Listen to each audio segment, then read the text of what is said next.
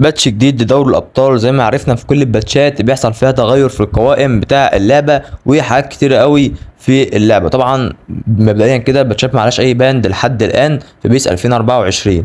زي ما انت شايف دلوقتي القوائم شكلها جامد قوي، في حاجه كده يرجعك لبيس 21 او 22 بس غامقه شويه. وزي ما انت شايف كده شكل الواجهات شكلها جامد قوي. بص معايا بقى على الجمدان اللي هنا ده، انت شايف كده شكل القوائم. لما قلت لك القوائم في الباتش ده هتبقى جامده قوي حرفيا، كل القوائم والاحتفاليات ومن لبس وكل حاجه.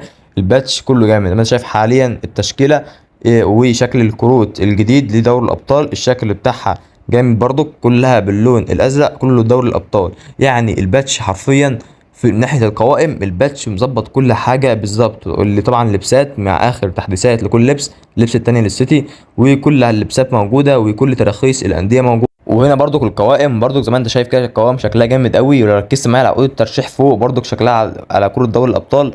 وهنا الكروت كلها لدوري الابطال زي ما انت شايف كده، الكروت برضو شكلها جامد. تغير اكتر من 10000 لاعب كلهم متغيرين القوائم بتاعهم لدوري الابطال، والتوقعات بتاعهم جامده متعدله شويه في الباتش ده. يعني الباتش ده محسن حتى اللعيبه اللي في جي بي. وطبعا زي كل الباتشات تراخيص الانديه كلها موجوده، الدوري الاسباني، الانجليزي، كل التراخيص الانديه، السيتي، اليونايتد، ليفربول، تشيلسي، ارسنال، تراخيص الانديه كلها موجوده. وبرده في الكلام نفس الكلام في الدوري الاسباني اللي هو اهم حاجه يعتبر. برده كان في الدوري الفرنسي عندك باريس، طبعا الانديه كلها برده موجوده. والدوري الاسباني برشلونه والريال وكل الفرق موجوده عادي بالتراخيص بتاعها ل 2024. سيبك بقى مع حبه لقطات من الباتش واحتفاليات والجيم بلاي وتغير طبعا في السكور برده حاجات كتير قوي.